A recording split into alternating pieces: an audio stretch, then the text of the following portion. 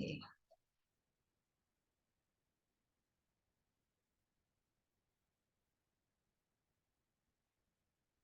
Right. So we just completed chapter 1, but many expressed, I was asking for the recordings, but the last 2 classes I was not able to record because there was some problem with the temple channel, and I had not put it in my computer. So today I've done it.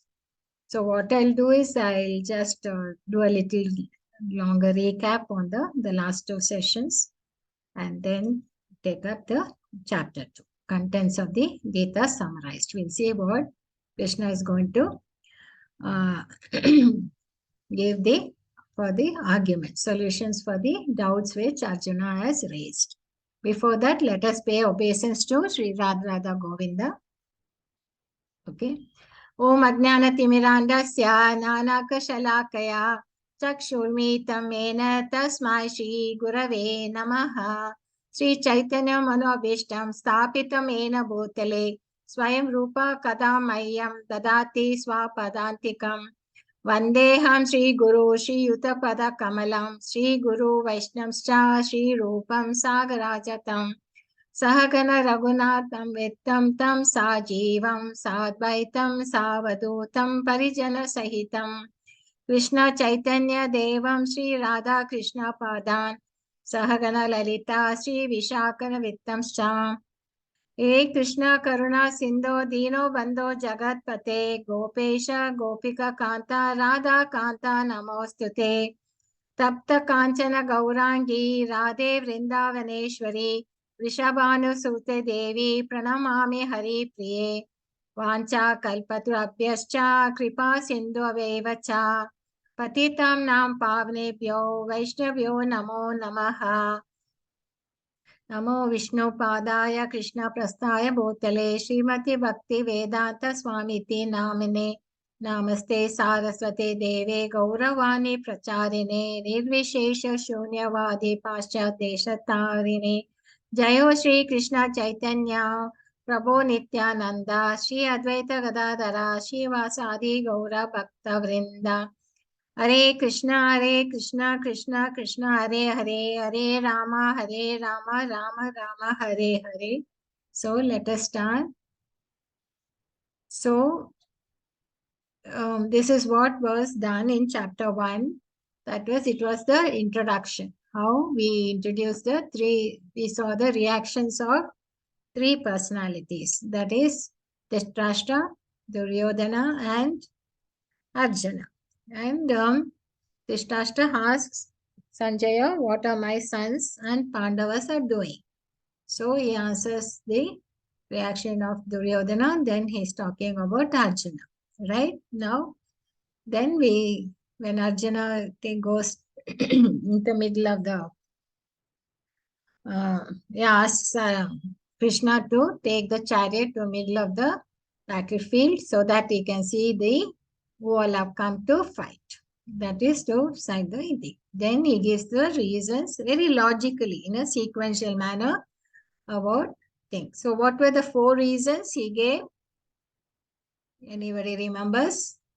Hare Krishna. First was Hare Krishna Mataji. First was compassion, then loss of enjoyment, then fear of sinful reaction and destruction of family traditions. Yeah. So it was compassion, enjoyment, and destruction of family traditions, saintliness, and fearful sin. So just to recap, these were the verses which compares the compassion, 1.28 to 30, compassion, enjoyment, and the sinful reactions, destruction of things. And for indecision, it will come in this particular chapter, chapter 2, right? So when he says, we think we remembered, what did we remember in the verse 1.2? That where Arjuna is addressing Krishna as Achyuta. Say Arjuna Uvacha, Seno Ruber Madhye, Ratam Sthapaye me Achyuta, Yavad Eta Nirikshe Haha, Yodo Kamam Avastita. Kail Maya Saha Yodhyayam asmin rana samudyame. So he says, draw my chariot between the two armies so that I may see those present here who desire to fight and with whom I must contend in the great trial of armies. So in this sloka, we need to focus on this. Why he is addressing Achyuta and Niriksheha. I want to see. Okay. So this is the starting of the way Arjuna is going to fall into illusion. It's the beginning of that. I want to see. Right? And Achyuta, he is a great friend of Krishna, right? And a devotee also. And that there's a lot of significance on this, the way he addresses him as Achyuta, right? And then he continues to say, what? Let me see those who have come here to fight, wishing to please the evil-minded son of Dhritarashtra, Durbuddher. Dhritarashtrasya Durbuddher. So, when he says that, and there here, what is the purport? Prabhupada writes that we see the mercy, causeless mercy of the Lord. Lord is Krishna. See, he takes the role of charioteer for his devotees. So, because Arjuna is a devotee of him and he takes a role of charity. And actually, here in this war, what happens when you are a charioteer, you will be sitting in a low place, right? And the person who is behind, who has to give him the directions, no, take the chariot to the left, then he has to take to the left, or take to the right, then he has to take to the right. So whichever direction, if he has to, we'll be getting the instructions from Arjuna, right? And then how will he be giving? He'll be hand in his hand, he'll have the arms, no, the bow and the arrow. Only through his leg, he'll be nudging him, and the right shoulder means right direction, left shoulder means to go to the left. So this is the way he'll be getting. So, but the Lord is taking pleasure in serving his devotees. So he doesn't mind. He's a Bhakta Vatsala. That's what we understand from this sloka, right? But whatever he does, whatever the role he has taken, his supreme position is never challenged. He is infallible. That is what it means by Achyuta. So Arjuna knows he's a Achyuta. He's not treating him just like a charioteer. That is what we can, though he tells him, please take it to the middle, we should understand these two personality, the personality of Arjuna, the way he is addressing, I think, and the way Duryodhana addressed Dronacharya, you can see the vast difference between the two, isn't it? So, and I want to see the thing, Niriksha, I want to see what's up. So, this is where we start, how we get trapped by Maya. That is, is a pure devotee. He wanted to see the supporters of evil-minded Duryodhana. So even that, if you look into our life, we see, it will always start with, let me try, let me see who has done, what do you think, let me check. So that's how we say, even people who have become a chain smokers, they would have started with just, let me try, take a fun because his friends are nudging him. So he'll say, I'll just take one puff, and slowly, he becomes a habit, right? And he falls into it. So say, and everything, I mean, like, you have an exam, but still you want to see the cricket match. You say, okay, I'll just see this innings, and then you don't know how much time you have spent in front of the TV, right? So it all starts with that. But I want to see, I want to check. So this is how it's a trap thing. And here it starts. Then we see in the verses, then what does Sanjaya? So Sanjaya watch. See, Arjuna has said that. Now Sanjaya is telling Dhritarashtra, see, this is what Arjuna told Krishna. And evam ukto rishikesha gudakesha bharata senayor upair madhye stapitva ratota. So, O descendant of Bharata, having thus addressed by Arjuna, Lord Krishna drew up the fine chariot in the midst of the armies of both armies. See, Sanjay is also a great devotee, right? And he has this vision to see the battlefield because by the mercy of Vedavyas, right? So, and the way he uses the words, you have to understand. Here he is addressing Krishna as Rishikesha and Arjuna as Gudakesha. So here, that is what you have to understand, because through these words, this Sanskrit language is so beautiful. By that, he is giving the Dhritarashtra not only direct, but indirectly he is telling him, saying, Gudakesha. Arjuna is a Gudakesha who has conquered sleep and also ignorance. That means he is beyond the mode of material nature. So it is there. But for us to think that he has fallen into illusion is just what Krishna has made him. Krishna is why Krishna is addressing him as Rishikesha. He is the master of senses. So thus I could not forget. As a great devotee of Krishna, you could not forget Krishna even for a moment. That is the nature of devotee, right? So, but devotee of Krishna can conquer both sleep and it simply by thinking of Krishna constantly. That is Krishna consciousness as samadhi. But as Rishikesha, or director of the senses and mind, Krishna could understand Arjuna's purpose in placing the chariot in the midst of it. Thus he did so. So, through these two words, by mentioning like this names, he is telling indirectly, see, this is, though you are going to see the drama, and the drama is being played by whom? By Arjuna and Krishna. And Krishna is the one who's directing the whole thing. And Arjuna is his devotee. He is the thing. So he is in the hands of Krishna, right? And then he says, in the presence of Bhishma, Drona, and all other chieftains, the Lord said, just hold Partha, all the Kurus assembled here. So by doing this, what has the Lord has done? So one is Gudakesha, but as the director of things, he could understand the purpose. And then he says, just behold Partha, all the Kurus assembled here. So everybody is here. So that is the trick, like, to trigger Arjuna's emotions, right? Arjuna's emotions, and saying, the mind of Arjuna was thus predicted by the Lord in a friendly, joking manner. So what does he say? By seeing, when he sees all his kinsmen around there, he says the whole Kurus are here, then he gets overwhelmed by compassion. Compassion is what we need to kripaya paravistu. So why? Because he sees everybody there. Grandfathers, father, teachers, well-wishers, other friends, sons, brothers. And it was not just daya or mercy. Mercy is for general. When you show compassion, it will be for specific people, right? Kripa. That's where it says kripa.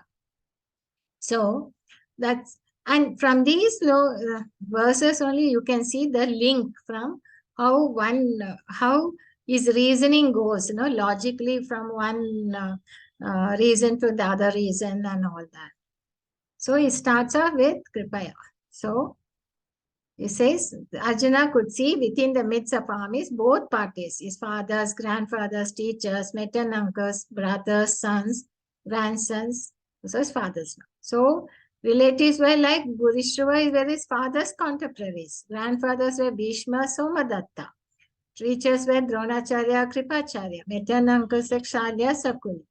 Sons like Duryodhana, brothers like Duryodhana, then sons like Lakshmana, friends like Ashwatthama, well-wishers like Kritava. So you could see many of, everybody is there. All 5 generations, like 5 generations, Bhishma, starting from Bhishma to sons of Duryodhana. So he could see all of them assembled, plus the soldiers, right? So this is the scenario he had, and he was overcome. And then he starts telling about his compassion. From the symptoms, we can understand how compassion became. His limbs got quivered, and your mouth was drying up, his whole body was trembling, and there was and then is that not just thousands, it was millions of people around them, the soldiers this side and soldiers on the other side, the elephants, chariots, then horses, everything was standing. And Harewood standing on end, and Gandiva bow was slipping, burning, everything. He was forgetting himself and his mind. Due to compassion, become the weakness of that. And he could only see misfortune and nothing else. He was not seeing any victory or anything there. So this is what, because of the weakness of the mind, he was forgetting himself. That is, forgetting himself as a Kshatriya.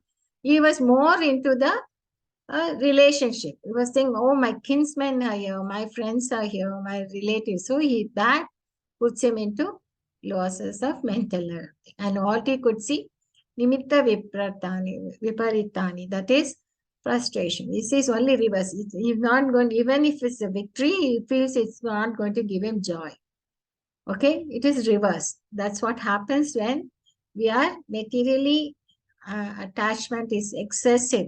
Then it results in fearfulness and loss of mental. This is how it comes into our situations. Every lending generally will be interested in himself or own welfare, and he suffers. If he's, but his real interest should be, the goal should have been to reach Krishna or Vishnu. So he is addressing here, he will address Krishna as Keshava, so that he will kill the doubts he has, the Keshi demon. Like, okay.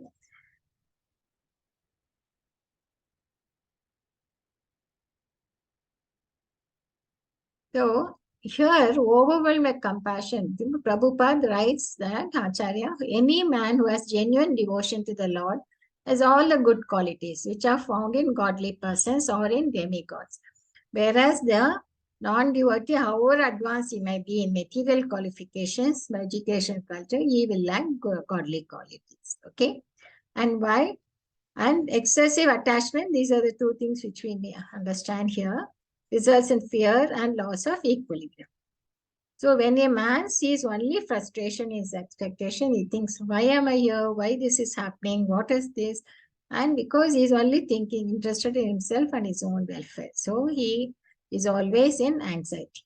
So because of his attachment to this. And this is what we see in the mindsets of Dhritarashtra.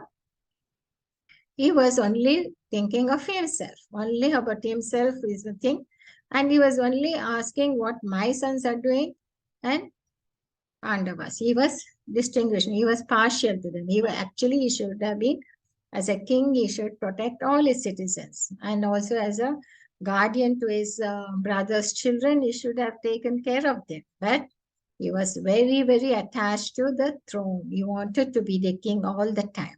And he wanted the war. And he was ready to sacrifice even his own sons are all there.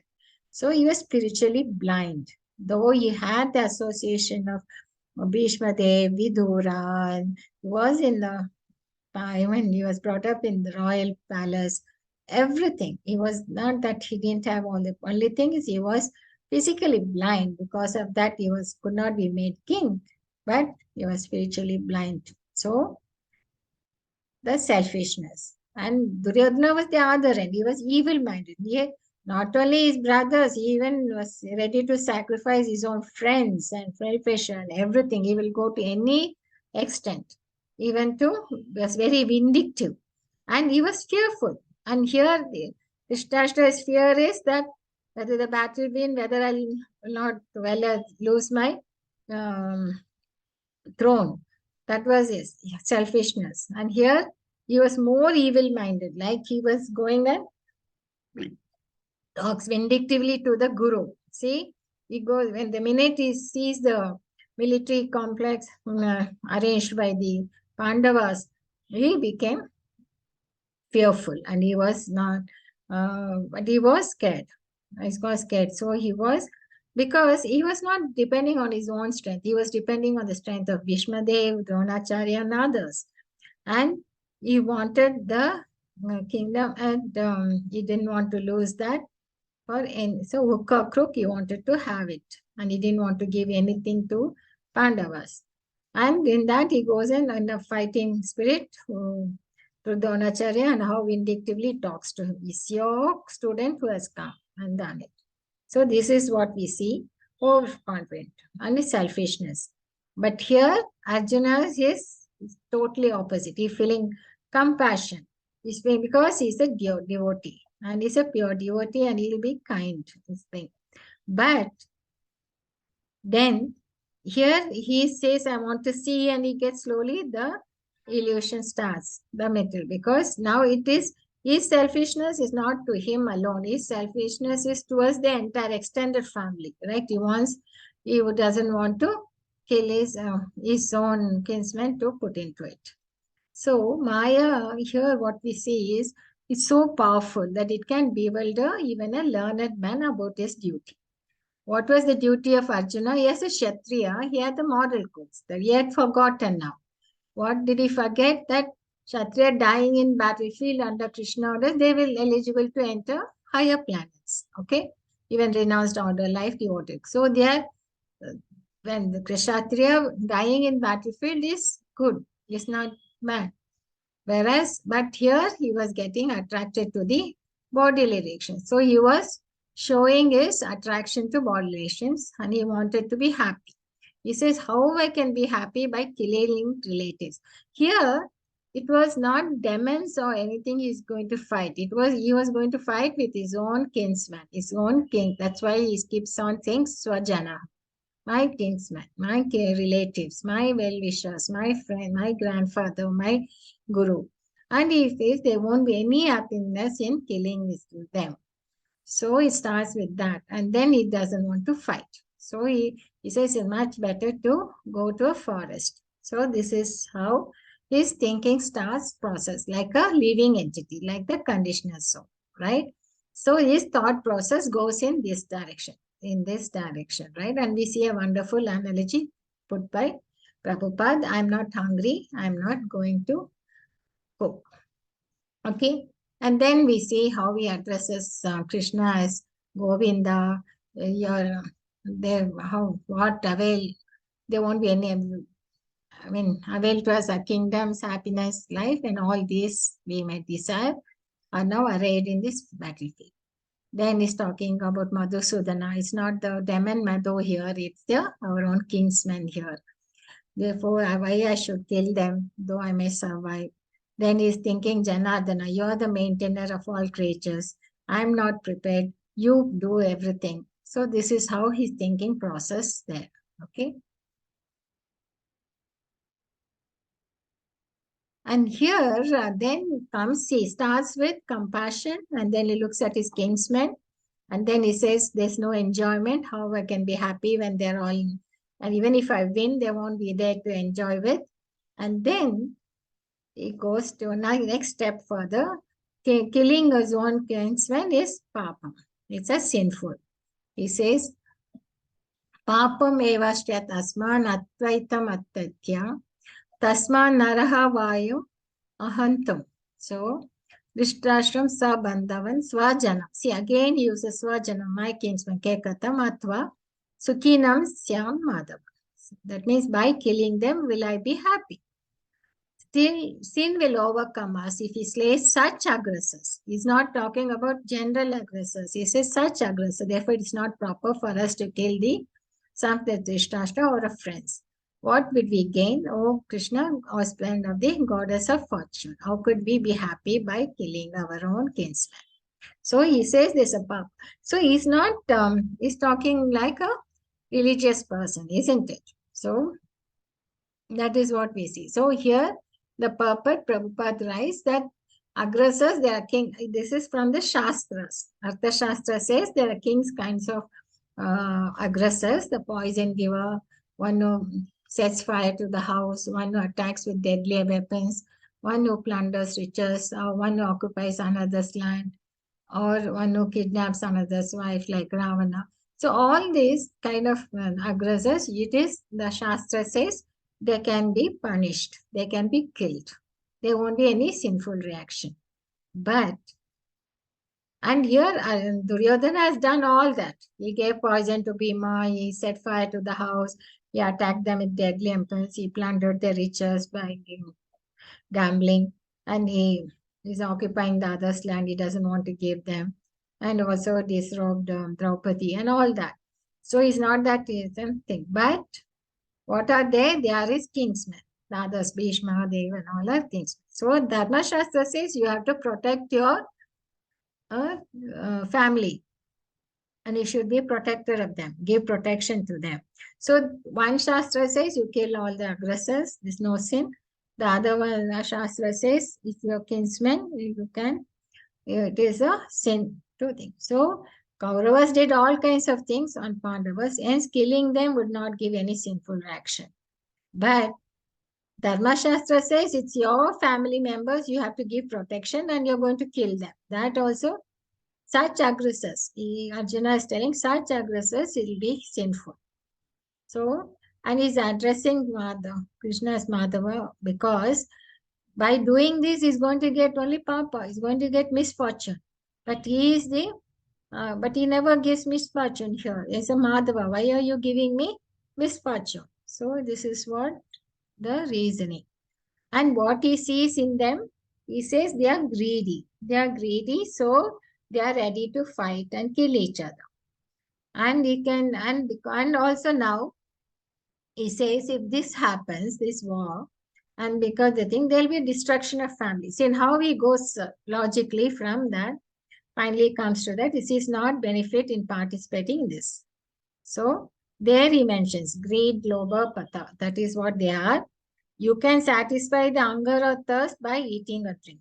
Even anger can be satisfied by chastising. But greed can never be satisfied by any means. So greed actually will, by greediness will be losing what? Our education, our knowledge, and also our intelligence. Everything will lose, and our reputation, all that.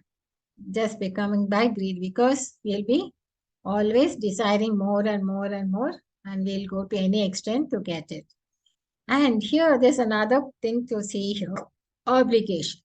Is here, what is the obligation of a Kshatriya? He cannot refuse invitation when somebody invites him for gambling or when he is given for war.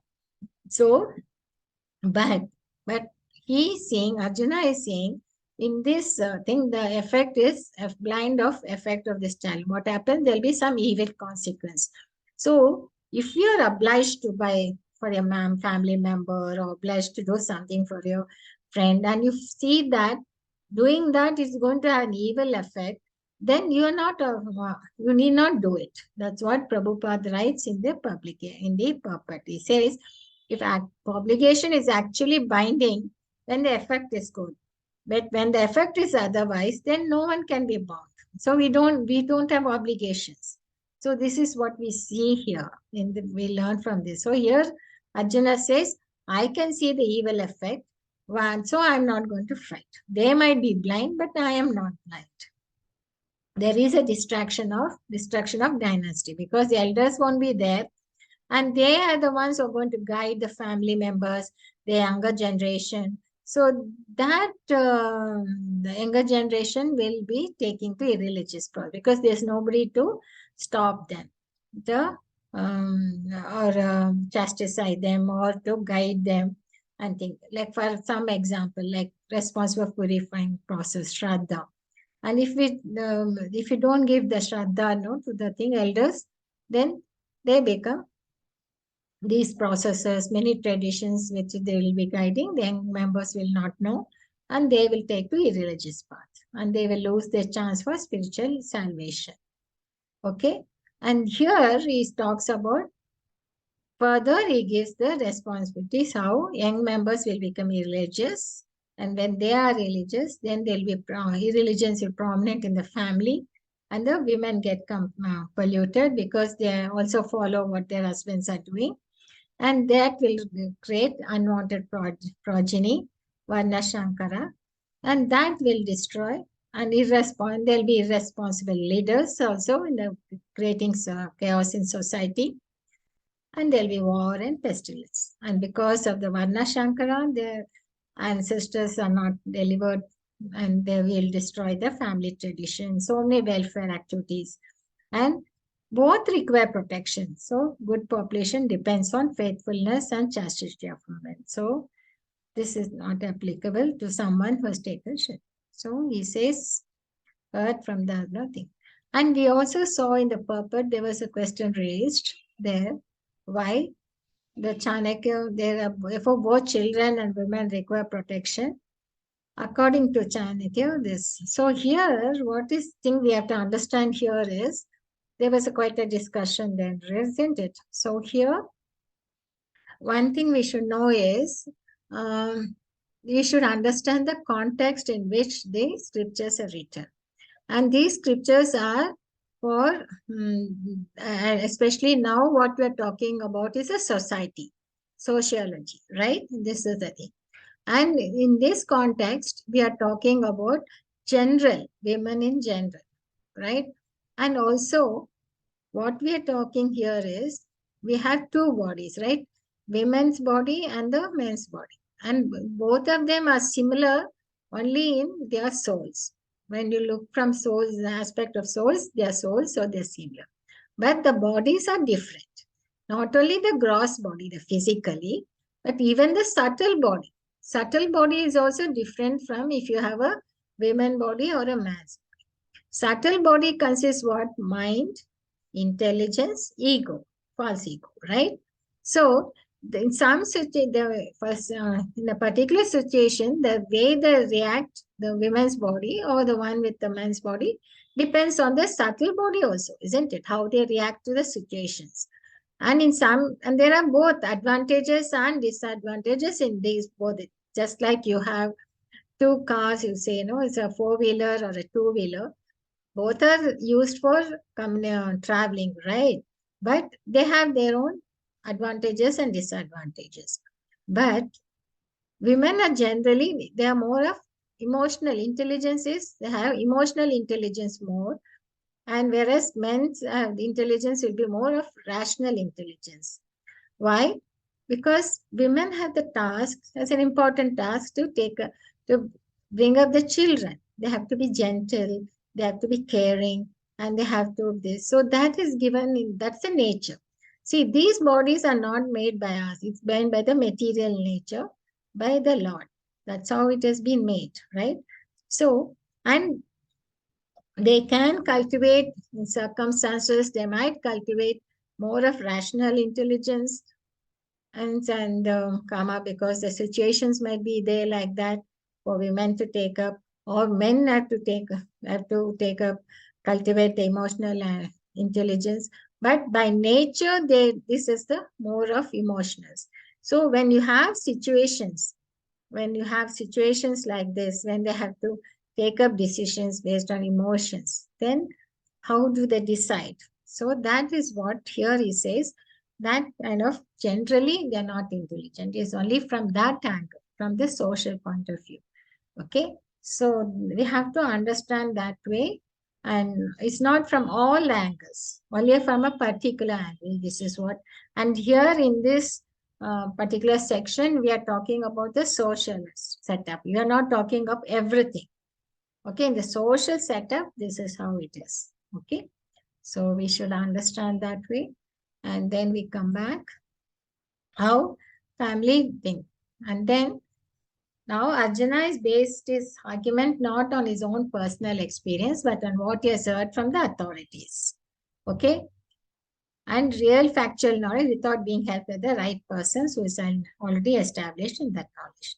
So there is a system in the Varnashrama institution by which before death one has to undergo the process of atonement. Okay, that's called prashit. So now he's thinking about that. So I've done this, I've come here, I have driven by desire to enjoy happiness, I'm going to kill the relatives, and he's fearing sinful reactions. So he says better to die in the battlefield than not. So if he's, that would be his prashchit. So he puts down his bow and arrow and sits down in the chariot. So this is what we see here. And then we see now is not wishing, and how in this chapter we are going to see the answers given by Krishna. Okay. So let us go back to our chapter thing here. How now he goes further, arguments are there where he's going to give his doubts, and then he finally surrenders to the Lord Krishna, and Krishna will reveal the transcendental knowledge, because it's starting from the emotions, from his heart. So he has to give him from that angle. So these are 5 sections are there. So 2.1 to think further doubts and his surrender. So let us look at that section. Arjuna continues to express his doubts about fighting. Okay. So Sanjay Uvacha. Here it is very interesting. Starts off with Sanjay Uvacha. because Sanjay says no to Krishna, the Dhritarashtra. Now he has put down his arms there and is sitting down. So he continues to speak. Seeing Arjuna full of compassion, his mind depressed, his eyes full of tears, Madhusudana Krishna spoke the following words. Anyone wants to read this thing? There's some very important points here. Hare Krishna. I just didn't give you the last because Hare only Krishna, Priya. Mataji. Yes, Priya. Go ahead, Mataji. The translation and the purport both? Purport, Mataji. Material compassion. Okay. Material compassion, lamentation, and tears are all signs of ignorance of this real self. Compassion for the eternal soul is self-realization. The word Madhusudana is significant in the verse. Lord Krishna killed the demon Madhu, and now Arjun wanted Krishna to kill the demon of misunderstanding that had overtaken him in the discharge of his duty.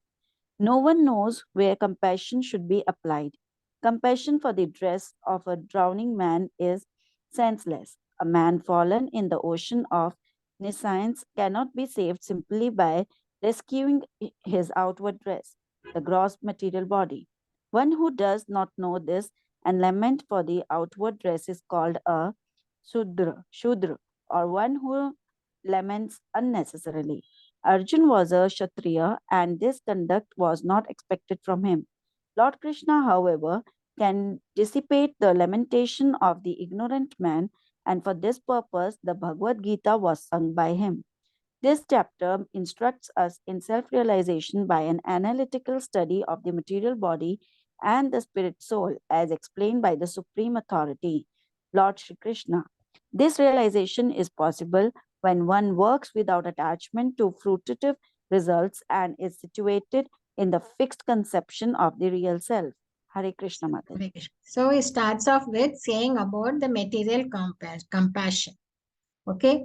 So compassion should be for the soul. For the inner soul is self-realization. And here, what has happened? Arjuna has got the misunderstanding, has taken over him because he is not able to do his duty. So his compassion was misunderstanding. He should have, he's telling, compassion for the dress of a drowning man is senseless. Why? The man is drowning, you have to save the man and not the dress. And here he's thinking about the body. He's saying, oh, these bodily relationships. It's the relationship with his kinsman. It's through the body, isn't it? It's a gross body. Oh, they're killing them and things. So his compassion is like for the dress of a drowning man. It's a senseless. So it's a nice analogy again. So by simply rescuing his outward dress, the gross body, he is showing his compassion in a wrong direction. And then Prabhupada says, one who does not know this and laments for the outward dress is called a Shudra. One who laments unnecessary. Okay. So from here itself, it starts off telling how this chapter. See, the first verse and the last verse, you can see, it gives you the gist summary of that particular chapter. Okay, what is in the purport, if you read, you can get the summary of that chapter. So here he says this chapter instructs us in self-realization by analytical study of the material body. Now the science starts off straight away. Krishna is giving us jnana about we are the soul and not the body. The study of material body instead is explained by the Supreme Authority, Lord Sri Krishna. This realization is possible only when one works without attachment to fruitive results, Nishkama Karma Yoga, and is situated on the fixed conception of the real self. Okay, I just made things so we understand here. So Sanjay said, Ashtapurva, and the purport was very clearly. Prabhupada says that the compassion should be for self-resting, and whatever material compassion, lamentation is all signs of ignorance. And this analogy, saving dress of a drowning man, is senseless. And how he is going to address this doubt, clearing his doubt by giving us an analytical study about the soul and the soul and not the material body. Okay. and Lord Krishna. This is how he is going to clear the doubt by giving us this explanation. So then what does he say? In 70, Supreme Personality of Godhead. My dear Jana, now how have these impurities come upon you? They are not at all befitting a man who knows the value of life. They lead not to higher planets but to inferior. So he doesn't say, he doesn't get angry. He doesn't say, why you have come now when talking, and just when you're just taken a bow and you wanted to release the arrow, and then you're getting these doubts. Now you're voicing this, showing your weakness. And so he is saying, how did it come to you? So he's not shouting at him anything, he's chastising him in a nice way, right? So in the purport, you can see here it starts off with Sri Bhagavan Uvacha. Kutastva Tasmalam idam Vishame Samupastikam Anarya Justam Aswargyam. Aswargyam means you won't get, it won't lead to higher planets. Hakiti Karam Arjuna. How these come up? So here when you have to see, in the purport is a very long purport. I don't know if you have read it, but what the purport in the Saramsha is like this. Now we are introducing the personality, that from here onwards, Krishna is talking, the Lord. So he is addressed as Sri Bhagavan Uvacha. So Supreme Personality of Godhead. So then here the purport there is explaining about the Bhagavan feature. So there are, the absolute truth is realized in three phases of knowing the absolute truth. And what is that? Starting with the Brahman realization, Paramatma realization, and Bhagavan. And these three divine aspects can be explained by the sun. Who has, like, you can, when you look at the sunshine, we know there's a sun there. So if you just only focus on the sunshine, giving us heat, light, and think our understanding will be just limited to that. Only when you look up and see the sun's surface, it's round and it's far away. So then our understanding goes a little farther up. So then that is the Paramatma. And then later, then you see that the sun planet is moving and there's somebody there controlling it. There's a sun god itself. So then you start coming to full knowledge about the sun, that's the sun planet. So one who studies sunshine is only the preliminary student. Then we go further advanced, you go to the surface, then you go the highest. So about understanding the Brahman, about the Lord, is just we realize only the Brahman feature in the beginning. And then when you go into still advanced stage, you start understanding the Paramatma feature. Then finally, when the Bhaktas or the transcendents, you realize the Bhagavan feature at the topmost transcendence. So this is what was the Prabhupada starts giving us more explanation about the three features of the Lord. And then there, Parashramuni, the father of Vyasadeva, then he talks about the opulence, is explained by more in detail how Supreme Lord possesses 6 opulences, all the riches, strength, fame, beauty, knowledge, and thing is called Bhagavan. So the definition of Bhagavan is given here, and that is by Parashramuni, father of Vyasadeva. Okay, so this is what we need to understand. So whether you call him as Krishna, but there has to be one Supreme Personality of Godhead, right? So that is how it's been addressed as Bhagavan. That's how throughout in this Bhagavad Gita, where the Vyasa addresses the Lord Krishna as Bhagavan. Okay, no one is equal or above him. He is the primeval Lord, Bhagavan, known as Govinda, and is the supreme cause of all causes. Okay. So this is what in the purport is quite, I think you all have read it, I hope. And then in the presence of the Supreme Personality of Godhead, Arjuna's lamentation for his kinsman is certainly unbecoming. Therefore, Krishna expressed his surprise with the word Kuta, where from it has come. Such impurities were never expected from a person belonging to civil class of men known as Aryans. So actually, in our history, we were invaded by Aryans from outside and all that. That is something false. Actually, the whole earth was under one monarchy, those in the Treta Yuga and all that, Dwapara Yuga also. And here, this Aryan in this Sanskrit is applicable to persons who know the value of life and have a civilization based on spiritualism. That is the definition for Aryan. Okay. So now he's asking, how come you are, though Arjuna was a Kshatriya and he was deviating from his deviant things, fine. So he's saying, why are you talking like a non-Aryan?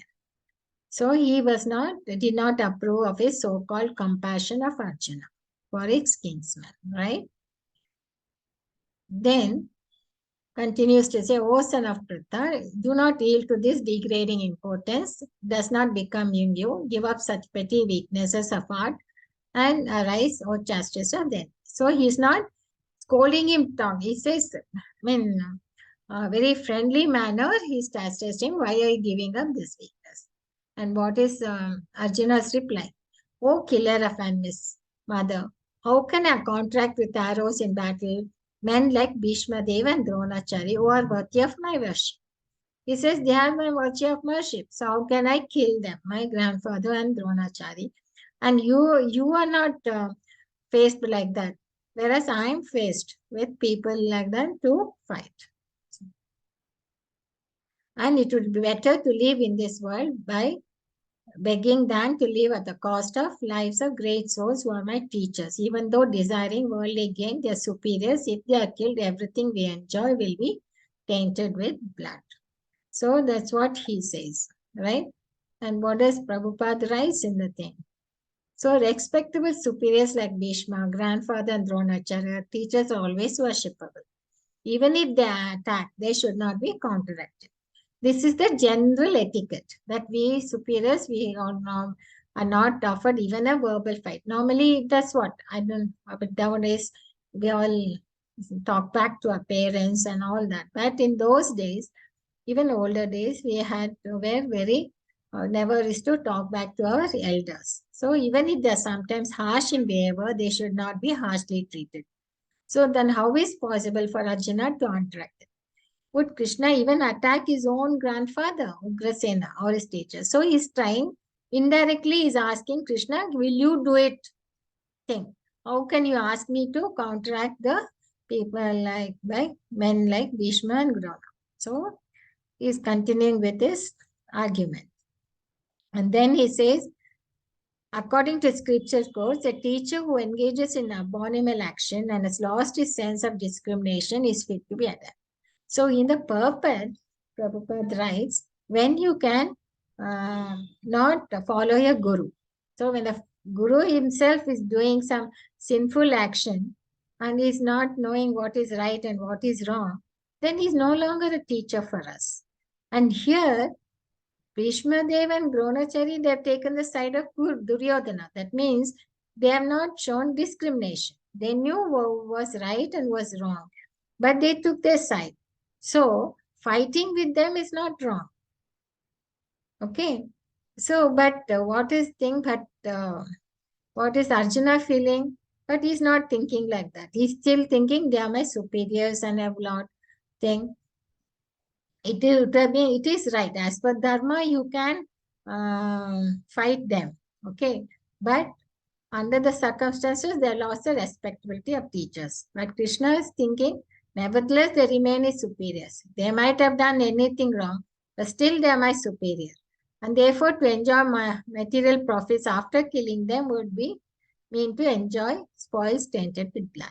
So his thinking is misunderstanding. Goes with that. So I can now he is confused. Now do we know which is better, conquering them or being conquered by them? Now he clearly shows his confusion here. Okay. Then Arjuna said, now I am confused about my duty.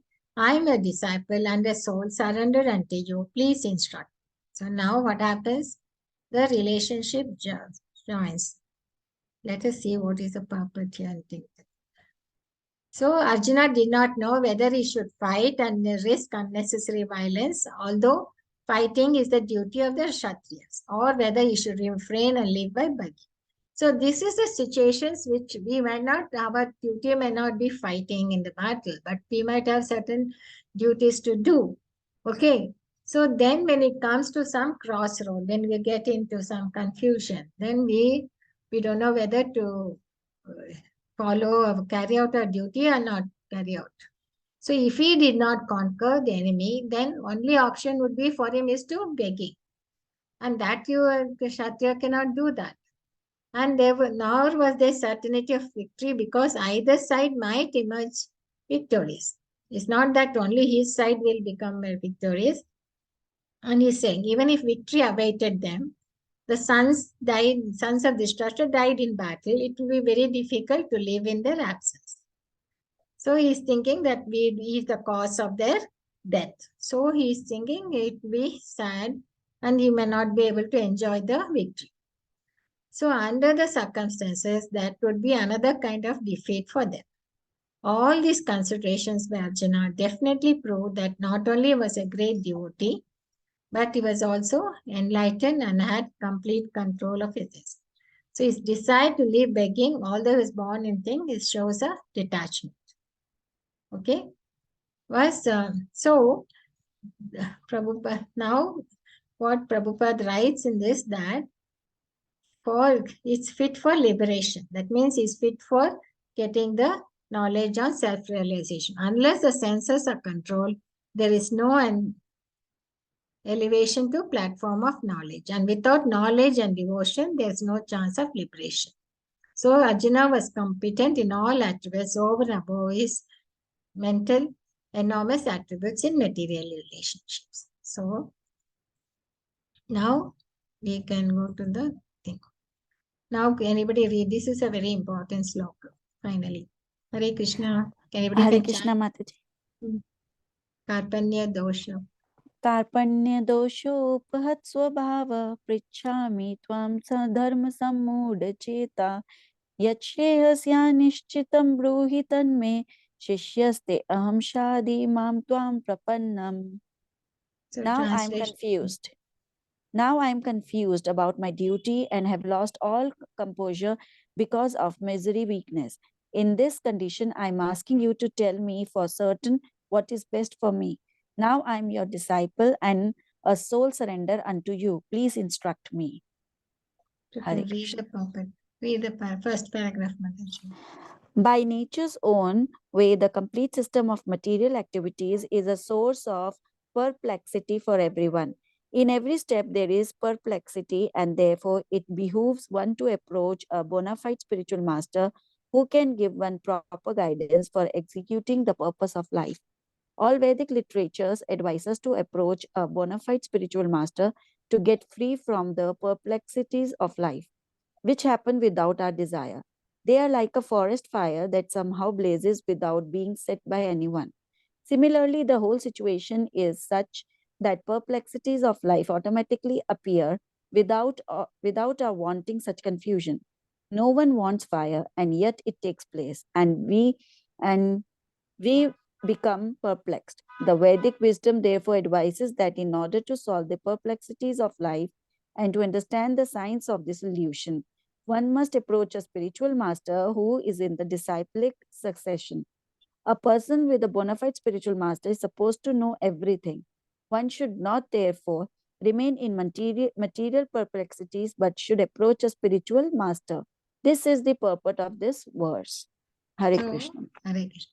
So what does he mean by perplexity? So we have problems will come. So in this Kali Yuga, we are always be in anxiety. So there will always be problems keep coming. There will be many things confusing us. And he says these things will come whether you like it or not. Whether you want it or not, problems are there, perplexity is a confusion. Like you are now, you see, there's a war going on, still it is going on between Ukraine and Russia. So, and people know that, in a sense, people are dying, structures are going, many destructions are going on, but we can't understand why they're doing it. That's a perplexity. And we got even our corona pandemic. How it came, whether you like it or not, it came. And all of the whole global world had to face that situation. We had to take into that kind of. So, it comes. It is not that whether you like it or whether we desire it or not desire it, it comes in life. So the material activity life will always be full of perplexities. And that Prabhupada is comparing to a forest fire. In a forest fire, no, how it happens? It does. Nobody goes and sets any fire into the trees in the forest. Nobody does it. What happens in the no? There'll be wind blowing, and when two branches, no, they rub each other. It's fire sparks up, and then the whole thing starts, and the wind will carry the fire, and the whole forest fire will blaze like anything, no, without being said by anyone. Okay. So like that, the world situation, the pursuit of life will automatically occur. So this is what happens. So now, when he says, I'm confused by my duty, I'm lost comprehension of things, I'm asking for yourself, so what is best for me? So he's asking what is best for me. He's not asking what to do. What to do is fight. That he knows. But he wants to know what is the best course. What is the best for me? Now I'm a disciple and the soul surrender. So now the relationship, now there is nobody else. Only he has to go turn to Krishna, isn't it? There's no Vyadvyas or any other rishis around to go and surrender to them, right? And he knows that Krishna can explain to him everything. So he is saying, I'm surrendered unto you. So the relationship which you had like a friend has changed to Guru Shishya. Only when it becomes as takes him as a guru, only then there'll be a serious discussion. Otherwise, it will be only friendly discussions, isn't it? So now the role of the Lord has changed to a guru. So, and here it says why he is confused, and confusion for us will also be there in the life because things happens even without perplexity will come whether we like it or not like it. So the turning to a guru is very important, and that's what Prabhupada here mentions, that person we should turn to a bona fide master. Okay. And who is the man in material perplexities? It is he who does not understand the problems of life. Okay. So in the Brihad Aranyaka Upanishad, the perplexed man is described as Yo etad aksharam gargi avidasloka. He is a miserly man who does not solve the problems of life as a human, who thus quits this world like cats and dogs without understanding the science of friends. That means he says, if we don't understand why we have come here, we don't know the goal of human life, then we are just living like the animals. Animals, what they do, 4 functions, eating, mating. What are the 4 functions? The animals and things we have common. Anybody remembers? We keep saying, no, eating. Mataji, is it Eating, sleeping, mating, and defending. Yes, Mataji. Eating, Sleeping, mating, and defending. defending. So this is what the 4 like animals we also do. If you just be on the material, on the bodily platform and just do that, we are happy to whatever we can comforts in life, and now if we are safe, we are secure, and we are just have a family and produce. That's all. And we don't even think about what's the purpose of life, and just take and then once you are born and then you are died. That's all. If you live like that, there's no difference. That's what here he says. He's a miserly man. Miserly man means because he didn't use his opportunity of a human body he has got. He has a human birth he has taken. So, like a miserly man, a man has the wealth, but he's not using his wealth at all. No, he's not using it at all. He's just keeping it. Same way, if we keep our body and don't remember our goal of life, then we are a miserly person. That's how it's been referred here. So here Prabhupada gives a thing. Can read this. Anyone can read this 3rd paragraph about Kripanas. Hare Krishna. Anyone volunteer? The Kripanas are miserly persons. You can unmute and talk. Hare Krishna. Hare Krishna. Yes, Krishna Prabhupada. The Kripanas or the miserly persons waste their time in being overly affectionate for family, society, country, etc. in the material conception of life. One is often attached to family life, namely to wives, children, and other members, on the basis of skin disease. The Kripana thinks that he is able to protect his family members from death, or Kripana thinks that his family or society can save him from the verge of death. Such family attachment can be found even in the lower animals, who take care of their children also. Being intelligent, Arjuna could understand that his affection for family members and his wish to protect them from death were the causes of his perplexities. Although he could understand. Although Continue he with it. could understand that his duty to fight was awaiting him, still on account of miserly weakness, he could not discharge. One minute, Naji. He could not discharge the duties. He is therefore asking Lord Krishna, the supreme spiritual master, to make a definite solution. He offers himself to Krishna as a disciple. He wants to stop friendly talks. Talks between the master and the disciple are serious, and now Arjuna wants to talk very seriously before the recognized spiritual master. Krishna is therefore the original spiritual master of science of Bhagavad Gita, and Arjuna is the first disciple for understanding the Gita. How Arjuna understands Bhagavad Gita is stated in Gita itself, and yet foolish mundane scholars explain that one need not submit to Krishna as a person, but the unborn within Krishna. There is no difference between Krishna within and without, and one who has no sense of this understanding is the greatest fool in trying to understand Bhagavad Gita. So what does it here? Clearly it tells overly affection. It's not that you should not be affectionate to your family or to be thing into your country and all that. Overly affectionate. If you start being that too much, then what? Excessive. So when you have that excessive attachment, then you become like, and that is skin disease, means the basis on skin disease is that your blood relationships. That he becomes so overly affectionate, he thinks he can protect his families from death. That's the worst. So we have that thing of death, birth, death, old age, and diseases. These are the things which you have a problem globally. Everybody has that 4 problems, right? So he says he can think. So this being intelligent, finally, Arjuna could understand that because of his affection for his family members and he wished to protect them from death were the cause of his perplexity. So he says the best thing is to surrender to the Lord, ask Krishna, the spiritual master, to give him a definite solution. So we'll see in the next class. So we'll let us stop here about this sloka. Then we can, because now Krishna is going to talk more about giving the answer, saying about the soul and the body, right? That will be Karpanya dosha. We saw that. By nature's way, there will be material activity, there will be source of perplexities, and one needs to surrender to the Lord 2 things. First, self-realization.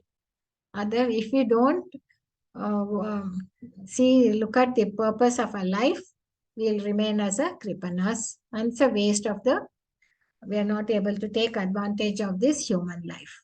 Okay. So with that, let us stop and think. I'll stop the recording also. Stop.